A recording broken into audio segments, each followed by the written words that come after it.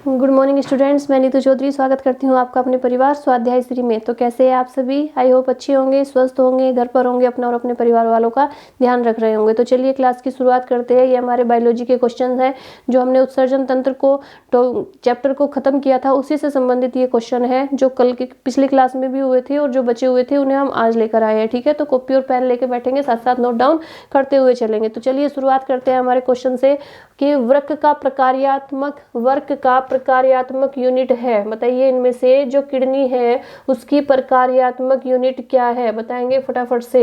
Right answer क्या हो जाता है? वृक्क की प्रकार्यात्मक यूनिट क्या है? तंत्रिका तंत्र है। क्या है? तंत्रिका तंत्र है, ग्लोमेरुलस है या वृक्काणु है? वृक्काणु यानी नेफ्रॉन। वृक्काणु को क्या बोलते हैं? नेफ्रॉन बोलते हैं, नेफ्रॉन। और ऑप्शन डी है मूत्रवाहिनी। बताइए फटाफट से वृक्क की प्रकार्यात्मक यूनिट इनमें से क्या है? तो राइट आंसर क्या हो जाता है हमारा? वृक्काणु यानी नेफ्रॉन हो जाता है। Option C is the right answer. क्या हो जाता है? वृक्काणु यानी नेफ्रॉन हो जाता है। नेक्स्ट क्वेश्चन है हमारा कि गुर्दे की कार्यात्मक यूनिट क्या है? गुर्दे की कार्यात्मक यूनिट क्या है? बताएंगे फटाफट से। राइट आंसर क्या हो जाता है? गुर्दे की कार्यात्मक यूनिट क्या है? बताएंगे फटाफट से। और इसका राइट आंसर क्या हो जाता है? इसका भी राइट आंसर हमारा क्या हो जाता है? नेफ्रॉन ही हो जाता है।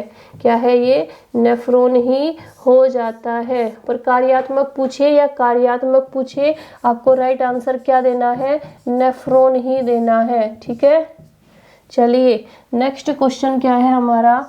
नेक्स्ट क्वेश्चन है कि निम्न में से मानव शरीर का वह कौन सा अंग है जो उसे जल के संतुलन के लिए उत्तरदायी है? यानी जो हमारे शरीर में बैलेंस बनाकर रखता है जल का यानी पानी का, तो वह कौन सा अंग है? हृदय है, यकृत है या गुर्दे है या फेफड़े है यानी लंग्स है? बताइए फटाफट से। लंग्स है, किडनी है या लीवर है या हार्ट है?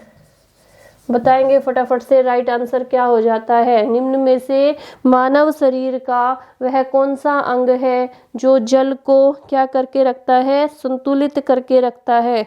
तो आप सभी को बताया, जब मैंने आपको किडनी पढ़ाया था तो मैंने आपको बताया था कि किडनी का मुख्य कार्य क्या होता है? हमारे शरीर में जल का बैलेंस बनाना। यानी राइट आंसर क्या हो जाएगा इसका? ऑप्शन सी इसका राइट आंसर हो जाएगा। आप इसकी थ्योरी की क्लास लेने के लिए आप क्या करेंगे? प्लेलिस्ट पे जाएंगे या डिस्क्रिप्शन बॉक्स में आपको लिंक मिलेगा, वहां से ले सकते हैं।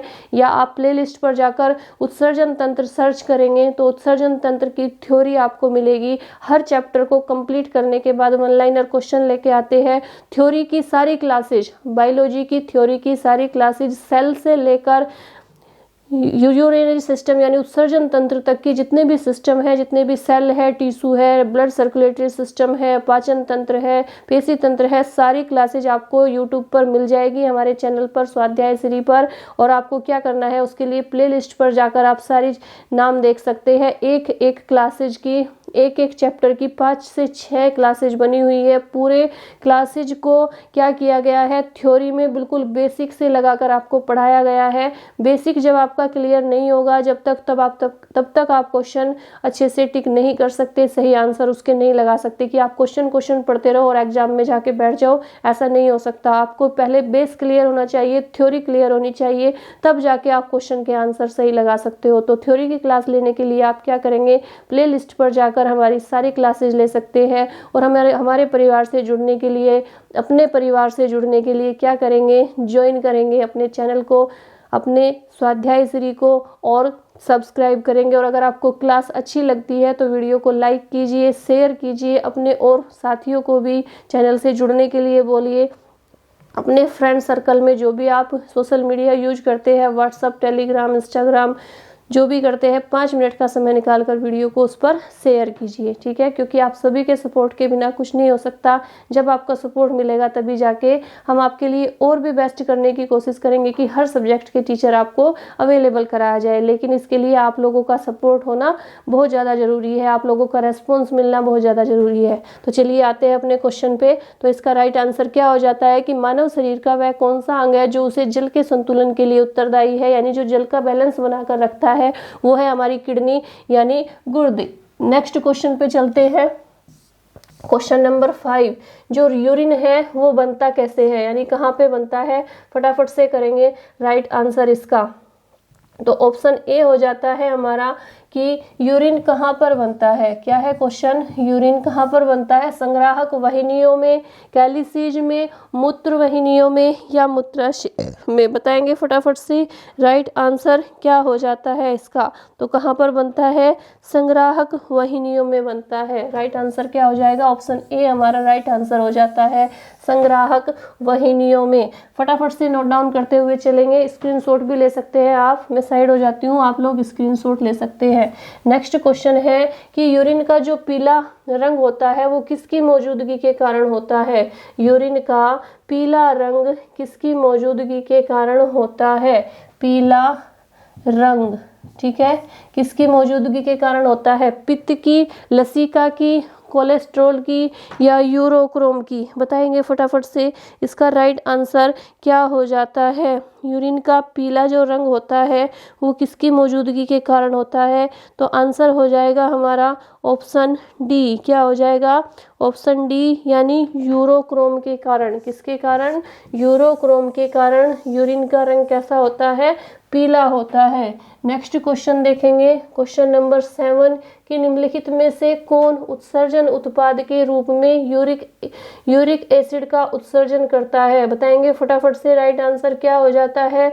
ऑप्शन ए है हमारा अमीबा, ये क्या है, यूरिक एसिड है, ठीक है, तितलियां, गोरैया या ऊंट। बताएंगे फटाफट से इसका राइट आंसर क्या हो जाता है कि निम्नलिखित में से कौन उत्सर्जक उत्पाद के रूप में यूरिक एसिड का उत्सर्जन करता है। तो इसका राइट आंसर क्या हो जाता है, गोरैया, यानी ऑप्शन सी इसका राइट आंसर हो जाता है। नेक्स्ट क्वेश्चन देखेंगे, क्वेश्चन नंबर 8 कि निर्जलीकरण के दौरान आमतौर पर शरीर में किस पदार्थ की हानि होती है।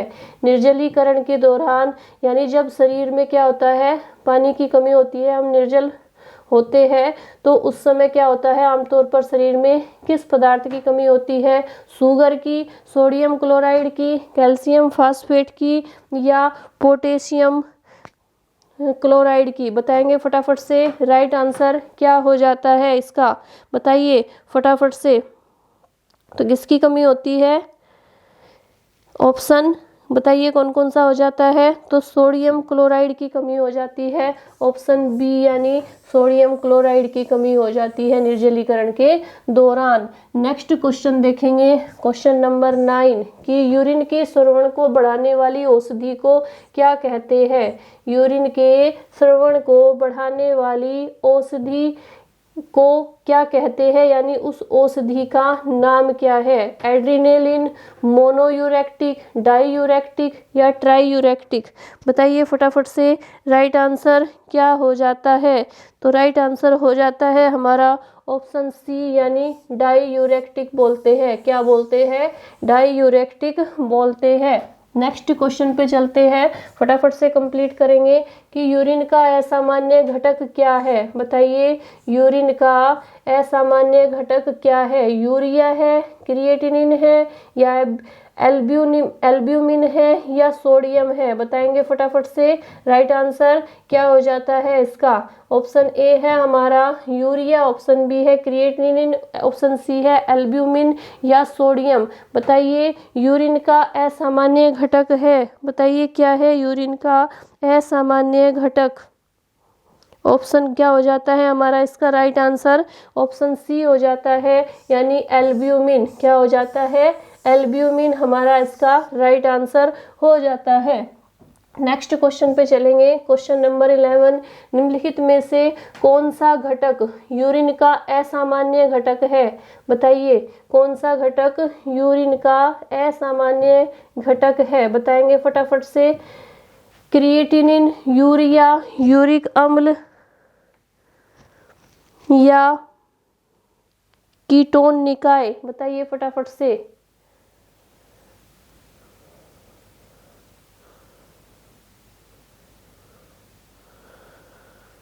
बताइए इसका राइट आंसर। उसमें जो असामान्य था वहां पे सामान्य कर लेंगे, ठीक है। ये असामान्य घटक है, वो सामान्य घटक है।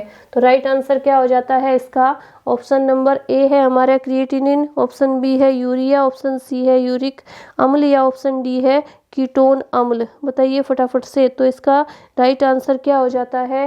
कीटोन निकाय हो जाता है। क्या हो जाता है? कीटोन निकाय हो जाता है। नेक्स्ट क्वेश्चन क्या है कि निम्नलिखित में से वह अंग कौन सा है जिसमें पानी, वसा तथा विभिन्न अपचय अवशिष्ट उत्सर्जित होते हैं? बताएंगे फटाफट से। इसका राइट आंसर क्या हो जाता है? ऑप्शन ए है हमारा वृक्क, ऑप्शन बी है त्वचा, ऑप्शन सी है प्लीहा और ऑप्शन डी है लाल ग्रंथि। ऑप्शन डी क्या है? लाल ग्रंथि। बताएंगे फटाफट से। इसका राइट आंसर क्या हो जाता है? ऑप्शन ए है हमारा वृक्क यानी किडनी, स्किन, प्लीहा, स्प्लीन बोलते हैं या लाल ग्रंथि। बताएंगे फटाफट से। राइट आंसर क्या हो जाता है? से क्या बोलते हैं? किडनी, स्किन, स्प्लीन या रेड ग्लैंड। बताइए फटाफट से। इसका राइट आंसर क्या हो जाता है? तो ऑप्शन डी हमारा इसका राइट आंसर हो जाता है, यानी लाल ग्रंथि। नेक्स्ट क्वेश्चन पे चलेंगे। क्वेश्चन नंबर 13, निम्नलिखित में से किसका हृदय सिरयुक्त होता है? बताइए किसका हृदय सिरयुक्त होता है? स्तनधारी, ऑप्शन ए है हमारा स्तनधारी, ऑप्शन बी है हमारा सर्प, ऑप्शन सी है हमारा मत्स्य और ऑप्शन डी है उभयचर। बताइए किसका हृदय सिरायुक्त होता है? क्या होता है? सिरायुक्त। क्या है ये? सिरायुक्त। और ये क्या है? मत्स्य। ठीक है, मत्स्य। तो ऑप्शन ए है स्तनधारी, सरीसर्प, उभयचर या मत्स्य। बताइए फटाफट से। तो इसका राइट आंसर हो जाता है ऑप्शन सी यानी मत्स्य। क्या हो जाता है? मत्स्य इसका राइट आंसर हो जाता है। नेक्स्ट क्वेश्चन पे चलेंगे। क्वेश्चन नंबर 14, सामान्य शंभु। सामान्य शंभु यानी मसल का वसा एक लिसलिसे पदार्थ का स्राव करता है जिसका हृदय प्रत्यारोपण में क्या होता है? जिसका हृदय प्रत्यारोपण में प्रयोग किया जा सकता है। इस पदार्थ में मौजूद यह विलक्षण रासायनिक यौगिक क्रिया है। ऑप्शन ए है amino phenyl alanine, hydroxy phenyl alanine या फिनाइल एलेनिन या डाई हाइड्रोक्सी फिनाइल एलेनिन। बताइए फटाफट से। राइट आंसर क्या हो जाता है इसका? तो इसका राइट आंसर क्या हो जाता है हमारा? ऑप्शन डी इसका राइट आंसर हो जाता है, यानी डाई हाइड्रोक्सी फिनाइल अलेनिन। क्या हो जाता है? डाई हाइड्रोक्सी फिनाइल अलेनिन इसका राइट आंसर हो जाता है। इसके बाद क्वेश्चन नंबर 15 पे आते हैं कि यूरिन का असामान्य यानी सामान्यतः नहीं पाया जाता। ये क्वेश्चन फिर से आ गया है। निम्नलिखित में से कौन सा घटक, बार बार यही क्वेश्चन है, टाइपिंग मिस्टेक है। निम्नलिखित में से कौन सा पदार्थ सामान्यतः यूरिन में पाया जाता है? बताएंगे फटाफट से। सामान्यतः कौन सा पदार्थ यूरिन में पाया जाता है? ऑप्शन ए है हमारा रक्त प्रोटीन, ऑप्शन बी है क्रिएटिनिन, ऑप्शन सी है हमारा लाल रक्त कोशिकाएं या श्वेत रक्त कोशिकाएं यानी वाइट ब्लड सेल्स। बताएंगे फटाफट से। रेड ब्लड सेल्स या श्वेत रक्त कोशिकाएं। तो राइट आंसर क्या हो जाता है हमारा? निम्नलिखित में से कौन सा पदार्थ सामान्यतः यूरिन में पाया जाता है? तो क्या है? क्रिएटिनिन है। क्या है? क्रिएटिनिन। नेक्स्ट क्वेश्चन पे चलेंगे। क्वेश्चन नंबर 18 कि कि मानव शरीर में यूरिया की अधिकतम मात्रा किसमें पाई जाती है? मानव शरीर में यूरिया की अधिकतम मात्रा किसमें पाई जाती है? फटाफट से आंसर देंगे। ब्लड में किसमें पाई जाती है? ब्लड में या हार्ट में या यूरिन में या पसीने में? बताइए फटाफट से, किसमें पाई जाती है? यूरिन में, रक्त में, हृदय में या पसीने में? मानव शरीर में यूरिया की अधिकतम मात्रा किसमें पाई जाती है? तो यूरिन में पाई जाती है। Option C is the right answer. किसमें पाई जाती है? यूरिन में पाई जाती है। नेक्स्ट क्वेश्चन है हमारा, स्तनधारी किसमें यूरिया बनाते हैं? स्तनधारी जो जीव होते हैं वो किसमें यूरिया बनाते हैं? बताएंगे फटाफट से। ऑप्शन ए है हमारा यकृत में, ऑप्शन बी है गुर्दे में, ऑप्शन सी है प्लीहा में और ऑप्शन डी है मूत्राशय थैली में। बताइए फटाफट से, किसमें बनाते हैं? स्तनधारी किसमें यूरिया बनाते हैं? बताएंगे फटाफट से। तो किसमें बनाते हैं? यकृत में यानी लीवर में बनाते हैं। किसमें बनाते हैं? लीवर में। नेक्स्ट क्वेश्चन पे चलेंगे। क्वेश्चन नंबर 20 कि निम्नलिखित में से यूरिक अम्ल किसका एक मुख्य नाइट्रोजनस अपशिष्ट है? बताएंगे फटाफट से। जो यूरिक अम्ल है वो किसका एक मुख्य नाइट्रोजनस अपशिष्ट है? मानव का, मेंढक का, मछली का या पक्षी का? बताइए फटाफट से, राइट आंसर क्या हो जाता है? तो इसका राइट आंसर हो जाता है हमारा ऑप्शन डी यानी पक्षी का। क्या हो जाता है? पक्षी का नाइट्रोजनस अपशिष्ट है। नेक्स्ट क्वेश्चन देखेंगे, क्वेश्चन नंबर 21। क्वेश्चन नंबर भी गलत लिखे हुए हैं, 17 के बाद सीधा 21। नेक्स्ट क्वेश्चन क्या है कि विल्स रोग में कौन सा अंग प्रभावित होता है? विल्स जो रोग होता है उसमें कौन सा अंग प्रभावित होता है? लीवर, फेफड़ा, हृदय या किडनी? बताइए फटाफट से। लीवर होता है या किडनी होती है या हृदय या हमारे फेफड़े? बताइए फटाफट से। तो इसका राइट आंसर हो जाता है हमारा ऑप्शन डी यानी हमारी जो किडनी होती है, हमारे जो गुर्दे होते हैं या वृक्क होते हैं, ये क्या होते हैं? इसमें सबसे ज़्यादा प्रभावित होते हैं। नेक्स्ट क्वेश्चन पे चलेंगे। Question number 22। निर्जलीकरण के दौरान आमतौर पर शरीर से किस पदार्थ की हानि होती है? ये क्वेश्चन भी फिर से रिपीट हो चुका है। इसका राइट आंसर हमने पढ़ लिया है, सोडियम क्लोराइड। नेक्स्ट है भ्रूण की अप्रापोषिक किसमें सहायक होती है? भ्रूण की अप्रापोषिक किसमें सहायक होती है? फटाफट से आंसर बताएंगे। ऑप्शन ए है हमारा उत्सर्जन, ऑप्शन बी है हमारा श्वसन, ऑप्शन सी है हमारा संरक्षण और ऑप्शन डी है पाचन। बताइए फटाफट से। तो इसका राइट आंसर क्या हो जाता है? ऑप्शन ए यानी उत्सर्जन में। नेक्स्ट क्वेश्चन पे चलेंगे। Question number 24। हेमिकोटेडा में उत्सर्जन किसके द्वारा होता है? हेमिकोटेडा में उत्सर्जन जो होता है वो किसके द्वारा होता है? बताएंगे फटाफट से। राइट आंसर क्या हो जाता है? ऑप्शन ए है कोशिका गुच्छ यानी इसे क्या बोलते हैं? ग्लोमेरुलस भी बोलते हैं।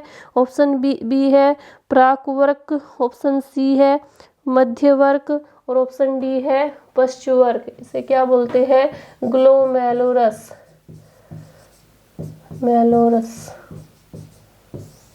ठीक है, तो हेमिकोटेडा में उत्सर्जन किसके द्वारा होता है? तो कोशिका गुच्छ के द्वारा होता है यानी ग्लोमेरुलस के द्वारा होता है। तो राइट आंसर हमारा क्या हो जाता है? ऑप्शन ए हमारा राइट आंसर हो जाता है। इसके बाद है स्वेदन निम्नलिखित में से किसके लिए महत्वपूर्ण है? बताइए स्वेदन किसके लिए महत्वपूर्ण है? फटाफट से आंसर देंगे आप लोग। ऑप्शन ए है हमारा शरीर की गंध निकालने के लिए, ऑप्शन बी है सामान्य स्वास्थ्य सुधार के लिए, ऑप्शन सी है त्वचा में रंध्र यानी छिद्र खोलने के लिए और ऑप्शन डी है शरीर में तापमान को विनियमित करने के लिए। बताइए फटाफट से इसका राइट आंसर क्या हो जाता है? बताइए फटाफट से। तो ऑप्शन डी हमारा इसका राइट आंसर हो जाता है यानी शरीर के तापमान को विनियमित करने के लिए क्या होता है? स्वेदन महत्वपूर्ण है। नेक्स्ट क्वेश्चन देखेंगे, बस यही है, 25 क्वेश्चन है, ठीक है। आप लोग इन्हें अच्छे से नोट डाउन कर लेंगे।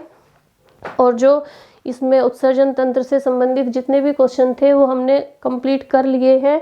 और अब क्या करेंगे, इसके बाद नेक्स्ट चैप्टर लेके चलेंगे। अगर पिछले जो चैप्टर है अगर उनके क्वेश्चन नहीं हुए हैं तो उनके क्वेश्चन भी देख लेंगे एक बार, ठीक है। हमें पता चल जाएगा कि क्वेश्चन किस फॉर्म में पूछे जाते हैं, ठीक है। और अगर आपको वीडियो अच्छी लगती है, क्लास आपको अच्छी लगती है, आप हमारी पिछली क्लासेज भी ले सकते हैं, थ्योरी की क्लासेज भी ले सकते हैं।